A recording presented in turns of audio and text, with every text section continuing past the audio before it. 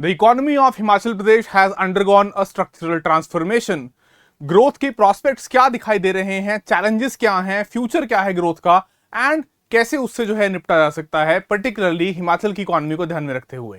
Hello, जय हिंद, नमस्कार and very warm welcome to Raj Malhotra IAS. मेरा नाम है पीयूष एंड आज के सेशन में हम ये ही डिस्कस करने वाले हैं कि कैसे एक स्ट्रक्चरल ट्रांसफॉर्मेशन हुआ है हिमाचल प्रदेश की इकोनॉमी का over the last few decades. कौन कौन से सेक्टर्स की ग्रोथ का कहां पे आज की डेट में जीवीए में कंट्रीब्यूशन है, एम्प्लॉयमेंट में कितना कंट्रीब्यूशन है, and what that tells for the future of the economy of Himachal Pradesh. तो चलिए स्टार्ट करते हैं आज के सेशन को, बने रहिएगा टिल द वेरी एंड। देखिए, सबसे पहली बात जो है कि अगर हम हिमाचल प्रदेश की इकोनॉमी के कुछ बेसिक फैक्ट्स को देखते हैं तो जो स्टेट का जीएसडीपी है यानी ग्रॉस स्टेट डोमेस्टिक प्रोडक्ट 2025-26 जो लास्ट अभी साल गया, उस साल के अंदर ग्रो किया at around 8.3% over the previous year.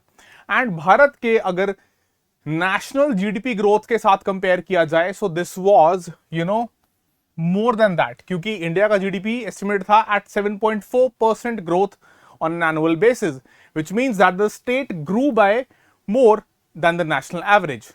Then sectoral contribution में अगर देखते हैं तो agriculture, manufacturing and services approximately respectively अगर देखा जाए तो एग्रीकल्चर ने तकरीबन 14.3%, मैन्युफैक्चरिंग सेकेंडरी सेक्टर यानी 40% के आसपास, एंड टर्शरी यानी जो आपका सर्विसेज सेक्टर है दैट वाज मोर देन 46%।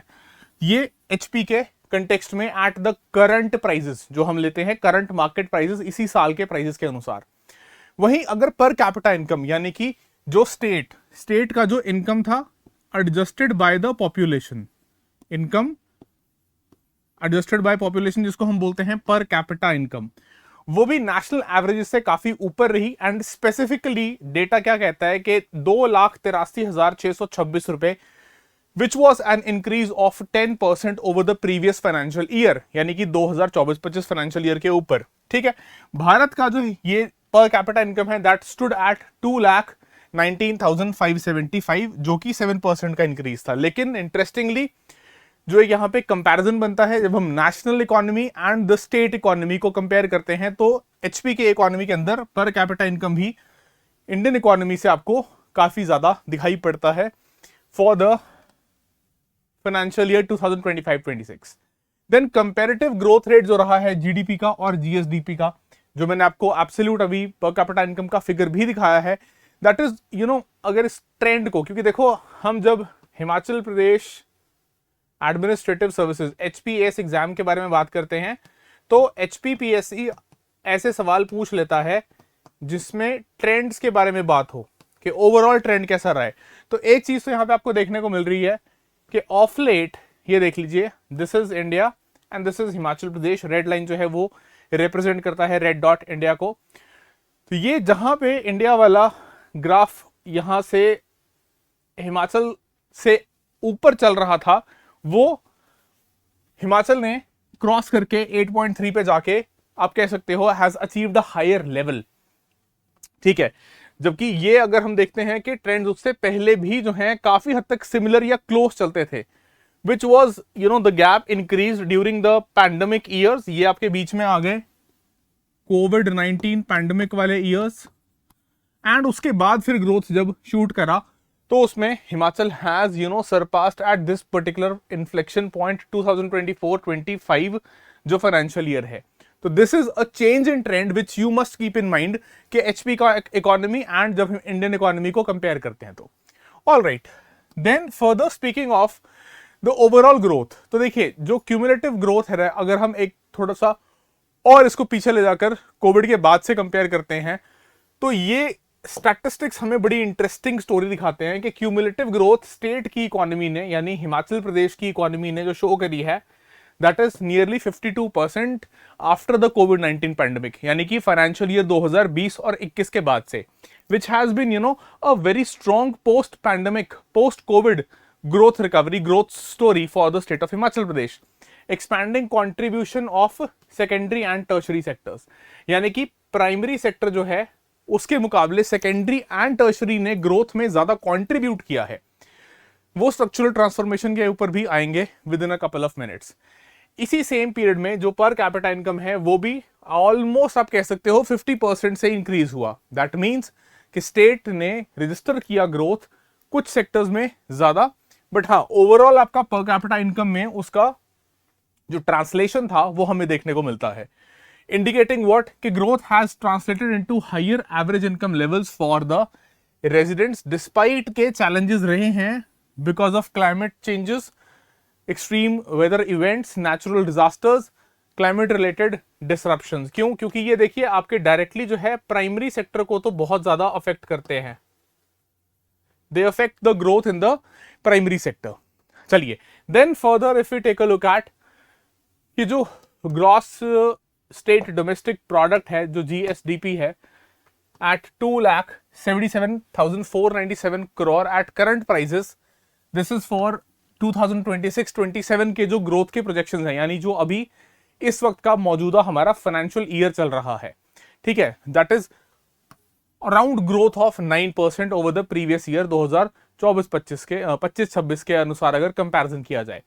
इस ग्रोथ में देखिए अभी फिलहाल जो हमारे पास मॉनसून रेनफॉल और इसके चलते जो भी अभी स्थिति है हिमाचल में, अभी आजकल के लिए भी ऑरेंज अलर्ट था कई डिस्ट्रिक्ट्स के अंदर, जैसे कुल्लू के अंदर ऑरेंज अलर्ट था आज, तो ये ग्रोथ जो है अभी देखना पड़ेगा because it might be a little lower than what was projected at this particular point of time in the economic survey.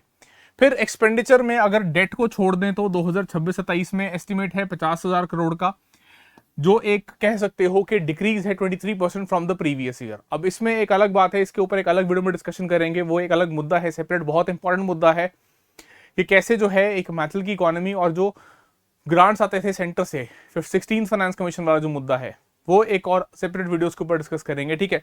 लेकिन ये दिखा क्या रहा है कि क्योंकि वो ग्रांट्स जो हैं उनके अंदर हमें डिक्रीज देखने को मिला है from the government of India, तो स्टेट के एक्सपेंडिचर के ऊपर उसका सीधा असर आया है।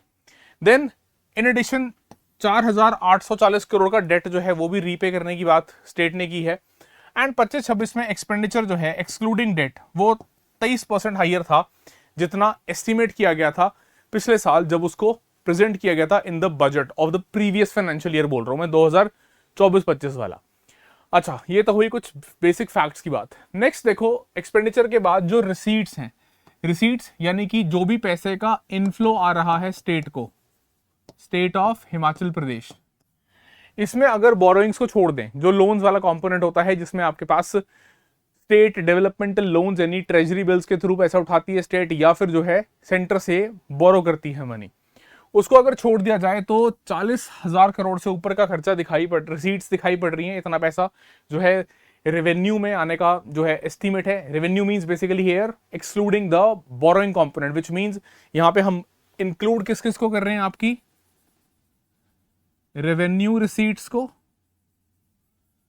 रेवेन्यू रिसीट्स में क्या आ जाएगा आपके पास, tax plus non tax and साथ में जो non debt creating capital receipts हैं। Non debt creating capital receipts कौन सी वाली होंगी, जो लोन वाला कंपोनेंट नहीं है, जिसमें आप कर्जा नहीं उठा रहे हो। Getting that point. चलिए, so that is again a decrease of 16% from the estimate of 2025-26। अच्छा, फिर देखिए अगेन 25-26 वाला जो ये तो था 26-27 के लिए, इस फाइनेंशियल ईयर के, पिछले फाइनेंशियल ईयर के लिए जो डेटा दिया गया था कि excluding again borrowings that was 13% higher than what was estimated. लेकिन देखो ध्यान दो यहाँ पे, जहां पे 13% का इजाफा था, इंक्रीज था पिछले फाइनेंशियल ईयर में, मतलब 24-25 के मुकाबले 25-26 में, वहीं 25-26 के मुकाबले 26-27 में there is a decrease which means that this will create a financial stress, एक फिस्कल स्ट्रेस जो है वो रहेगा स्टेट के ऊपर, and that will have to be seen कि कैसा जो है ये पूरा साल जाएगा, क्योंकि अभी तो हम 2 क्वार्टर्स और अभी देखने हैं हमें इस फाइनेंशियल ईयर के। चलिए, देन फर्दर इसका असर डेफिसिट्स के ऊपर भी पड़ता है। डेफिसिट्स का मतलब है कि कितना जो है सरकार का एक्सपेंडिचर जो है वो एक्सीड करेगा उसके रेवेन्यू से या उसकी रिसीट से, एंड वो रिफ्लेक्ट करेगा in different form of deficits. जैसे 2 मेजर डेफिसिट्स हम बात जिनके बारे में करते हैं, one is your revenue deficit कि आपका रेवेन्यू एक्सपेंडिचर कितना ज्यादा हो रहा है रेवेन्यू रिसीट से, जो सीधी बात बताता है कि सिंपल भाषा में अगर बोला जाए तो लेमन लैंग्वेज में, सिंपल टर्म्स में, कि कितना जो है आपका रोजमर्रा का खर्चा आप जो कर रहे हो वो आपकी इनकम से एक्सीड कर रहा है। कि अगर मान लो किसी की सैलरी जो है, लेट्स टेक एन एग्जांपल, अगर किसी की सैलरी 100 रुपए है लेकिन वो 150 रुपए खर्च कर रहा है, तो 50 रुपए वो एक्स्ट्रा खर्च कर रहा है अपने डेली, अपने अपकीप वाले, अपने मेंटेनेंस एक्सपेंडिचर्स के ऊपर। तो ये जो 50 रुपए वो एक्स्ट्रा खर्च कर रहा है अपनी सैलरी के ऊपर जाके, इसके लिए उसको कहीं ना कहीं कैपिटल साइड पे मोबिलाइजेशन करना पड़ेगा, या तो जो है कोई एसेट सेल करना पड़ेगा या फिर कोई लोन लेना पड़ेगा। ठीक है, तो रेवेन्यू डेफिसिट कितना दिखा रहा है? 2.4% of the GDP. Absolute numbers में 6,500 करोड़ से ऊपर का नंबर आ रहा है, 6,577 करोड़। ठीक है, and this is on a higher side, 3.9% का इंक्रीज है देन बजटेड। ठीक है, which is not a good sign. देखो, रेवेन्यू डेफिसिट जो है वो सीधा सीधा ये दिखाता है कि आपके कमिटेड एक्सपेंडिचर ज्यादा हो रहे हैं और उसके कंपैरिजन में आपकी इनकम जो है वो उतनी नहीं आ रही है, which would mean that there will be pressure on the other account. कौन सा वाला? जो आपके पास कैपिटल रिसीट्स आप लेके आते हो, तो या तो आप कुछ अपने पीएसयू के अंदर डिसइन्वेस्टमेंट करोगे, या आप कहीं से डेट लेके आओगे, नॉन डेट या डेट कैपिटल रिसीट्स, दोनों में से एक तरीके से आपको पैसा मोबिलाइज करना पड़ेगा। चलिए, देन ये तो हो गया रेवेन्यू डेफिसिट। दूसरा है फिस्कल डेफिसिट। फिस्कल डेफिसिट क्या करते हैं हम?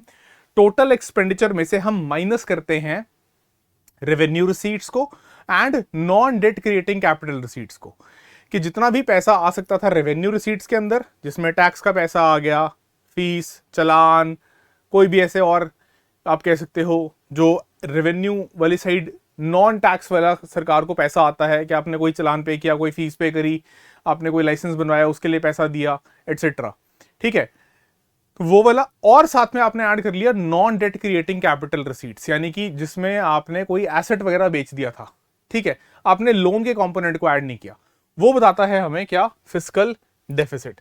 इसका मतलब क्या हुआ कि देखो, फिस्कल डेफिसिट में जो भी नंबर आता है वो डायरेक्टली क्या इंडिकेट करता है कि अगर मान लो लेट्स सपोज यहां पे हम बोलते हैं 100 रुपए मेरा फिस्कल डेफिसिट आता है, जस्ट एन एग्जांपल, जिन लोगों को नहीं पता ये कॉन्सेप्ट उनको समझाने के लिए, अगर कोई बेसिक से भी पढ़ना चाहता है तो अगर 100 रुपए मेरा फिस्कल डेफिसिट आ रहा है, दैट मीन्स कि ये पैसा, अब ये 100 रुपए मुझे जो है, एक ही ऑप्शन है मेरे पास, I will have to mobilise this money in the form of debt, कि मुझे ये कर्जा उठा के ही मोबिलाइज करनी पड़ेगी और इसके अलावा कोई भी ऑप्शन अवेलेबल नहीं है। क्यों? बाकी सारी चीजें मैं ऑलरेडी ऐड करके टोटल एक्सपेंडिचर में से, टोटल खर्चे में से माइनस कर चुका हूं। राइट, सो दैट इज कि 2026-27 जो हमारा प्रेजेंट फाइनेंशियल ईयर चल रहा है, इसमें टारगेट क्या रखा है स्टेट ने? 3.5%, एंड एब्सोल्यूट नंबर में आ रहा है कि अराउंड 9700 करोड़ फिस्कल डेफिसिट रहेगा। सो 25-26 में क्या बोला था? As per the revise estimates FD expected to be 6.6%, higher than 4% जो इनिशियली बोला था उन्होंने। तो ये हमें ओवरऑल डेफिसिट दिख रहे हैं। मैंने पहले भी कहा था कि अगर आपके जो एक्सपेंडिचर साइड पे आपको बढ़े हुई चीजें दिखाई देंगी, रिसीट साइड पे आपको थोड़ा घटता हुआ दिख रहा है, तो उसका डिफरेंस आपको डेफिसिट्स में रिफ्लेक्ट होगा ही होगा। There is no way, there is no other way out. All right, चलिए फिर देखिए, अगर स्ट्रक्चरल ट्रांसफॉर्मेशन जिसकी हम इनिशियली बात कर रहे थे हिमाचल प्रदेश की इकोनॉमी के अंदर, जो हमें अंडरगो होते हुए दिखाई पड़ता है over the past few decades, उसकी बात करते हैं, तो ये आंकड़े साफ साफ दिखाते हैं क्या? कि एचपी का economy has experienced a major structural transformation. ये शिफ्ट कहां से कहां दिखाई देता है? फ्रॉम मेजरली प्राइमरी सेक्टर का जीवीए से शिफ्ट होके जीवीए ज्यादा जहां से आ रहा है हमारा एचपी की इकोनॉमी का, वो है सेकेंडरी एंड टर्शरी सेक्टर्स। लेकिन इंटरेस्टिंगली एंड आयरॉनिकली जो पैराडॉक्स है वो क्या है कि अभी भी प्राइमरी सेक्टर जो है वो मेजर कंट्रीब्यूटर है towards the share of employment. तो दैट मीन्स के primary sector still holds very much significance for the state of Himachal Pradesh. ठीक है, so this shift reflects greater industrialisation, expansion of the services यानी कि tertiary sector, diversification away from the primary activities यानी primary से toward secondary and tertiary. दूसरी बात कि despite के जीडीपी के अंदर प्राइमरी सेक्टर का शेयर जो है वो डिक्रीज हुआ है, फिर भी एग्रीकल्चर बहुत वाइटल है for the economy of Himachal Pradesh, as overall this sector continues to, overall primary sector continues to depend on agriculture and horticultural trends, and यही सबसे ज्यादा आज भी एम्प्लॉयमेंट जनरेट करता है। ठीक है, क्यों? वही बात हमने बोल रखी है यहाँ पे कि livelihoods, employment, sustains allied activities जैसे trade, transport, food processing very important, jams, jellies, pickles etcetera etcetera, juices very important, जो सारा फूड प्रोसेसिंग है उसका डिपेंडेंस है प्राइमरी सेक्टर के ऊपर। तो इसीलिए ये आज भी जो है बहुत ही ज्यादा वाइटल है to the economy of HP. लेकिन चुनौतियां कहां दिखाई दे रही है? Limited irrigation facilities make the output highly sensitive to rainfall and weather conditions.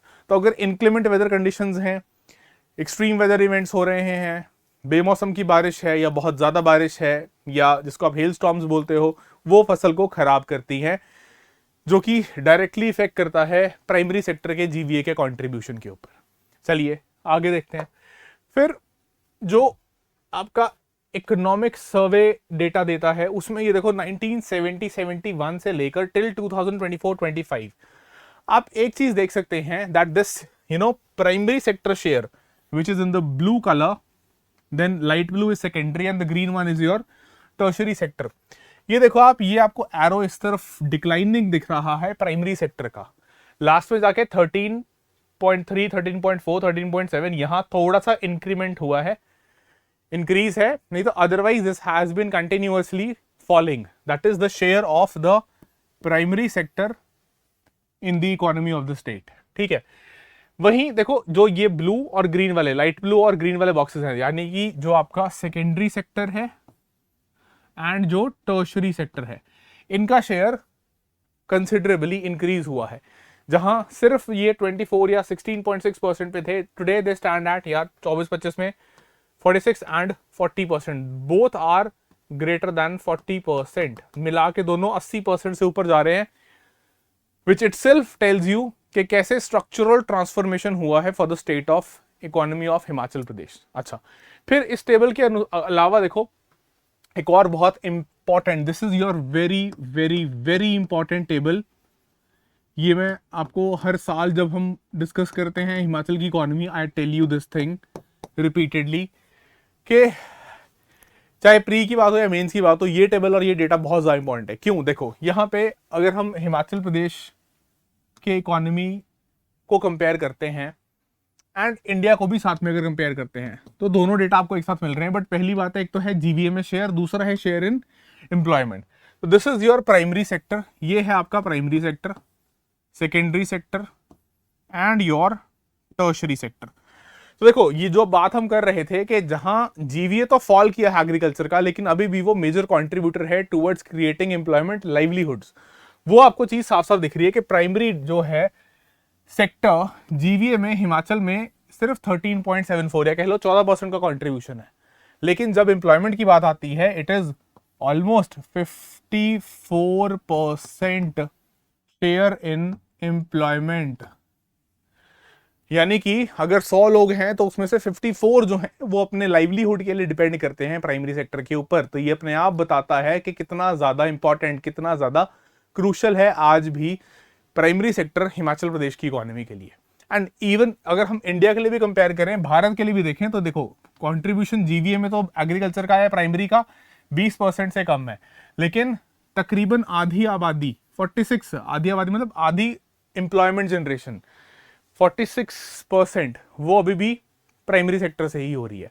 तो that tells you that how vital और हाउ इंपॉर्टेंट और how significant is the primary sector both for India and for Himachal Pradesh. चलिए वापस आते हैं HP पे। तो secondary sector में जीवीए में कंट्रीब्यूशन 40% एंड एम्प्लॉयमेंट में 22%।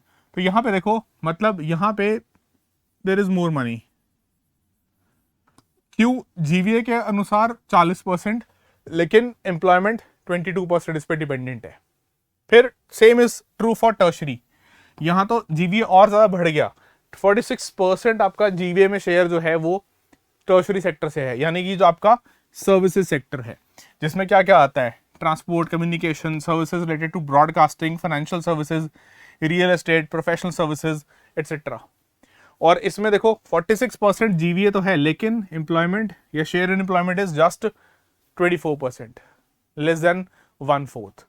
तो ये आपको क्लियरली दिखा रही है, ये डेटा एक बात क्लियरली आपको डिस्प्ले कर रहा है क्या, कि जहां पे टर्शरी और सेकेंडरी का जीवीए तो बढ़ गया, लेकिन उन लोगों का, इन सेक्टर्स का, नॉट इन लोगों का, इन सेक्टर्स का शेयर इन एम्प्लॉयमेंट जो है वो उतना इंक्रीज नहीं हुआ, जबकि प्राइमरी के ऊपर अभी भी डिपेंडेंस जो है वो मेजॉरिटी से ज्यादा है। It is more than the half way mark.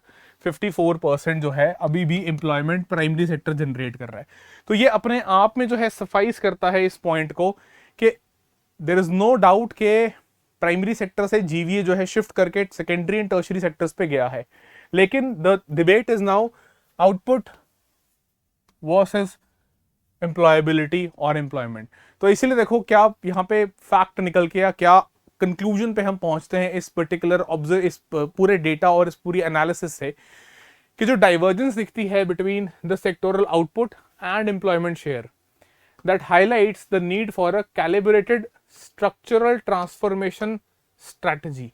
यानी कि you need to continue to focus on enhancing agricultural productivity, कि इसकी जो प्रोडक्टिविटी है, उत्पादकता है, कैसे उसको बरकरार रखा जाए एंड उसको बढ़ाया जाए, plus promoting labour intensive manufacturing, expanding employment generating service activities, ताकि जो आपके सेकेंडरी एंड टर्शरी सेक्टर्स के अंदर एम्प्लॉयमेंट का शेयर है, इस एम्प्लॉयमेंट के शेयर को इंक्रीज किया जा सके। Getting this point? So that is all of these, enhancing productivity in the agricultural sector, ताकि इसका जीवीए थोड़ा बेटर हो सके, क्योंकि इस पे आज भी 54% जो एम्प्लॉयबिलिटी है वो डिपेंड करती है, plus promoting labour intensive manufacturing secondary sector में, ताकि ये और लेबर या और एम्प्लॉयमेंट जनरेट कर पाए, and expanding employment generating services sector. ये सारी चीजें मिला के आप बोल सकते हो that you will be promoting what we call as balanced inclusive sustainable growth. क्योंकि देखिए, growth by itself is not going to be inclusive, you will have to make the growth inclusive, reaching everybody, reaching the last mile, जो आप लोग NCERT में भी पढ़ते हो, सर्वोदया, है ना, सर्वोदया एंड अंत्योदया, जिसको आजकल की जो पॉलिटिकल डिस्पेंसेशन है वो कहती है सबका साथ, सबका विकास, सबका विश्वास एंड सबका प्रयास। So that is how it has to be translated into balanced, inclusive and sustainable growth for all the people of Himachal Pradesh, the state, and of course at the broader level to the economy of Bharat also. चलिए, तो इसी के साथ इस video को करेंगे and. जो दूसरी वीडियो है उसमें हम डेफिनेटली डिस्कस करेंगे how the 16th finance commission, the reduction in the grants to the Himachal Pradesh and in general to the states, उसका कैसे इम्पैक्ट रहा है एचपी की इकोनॉमी के ऊपर। बने रहिएगा फॉर दैट एंड और भी जो हम अमेजिंग कंटेंट आपके लिए लेके आ रहे हैं। चलिए, so that is all from my side. Thank you so much. Please make sure कि आप जाते थे वीडियो को लाइक कर दें and share it with your friend and family जो लोग भी प्रिपेयर कर रहे हैं सिविल सर्विसेज के लिए। That is all. जय हिंद, जय भारत।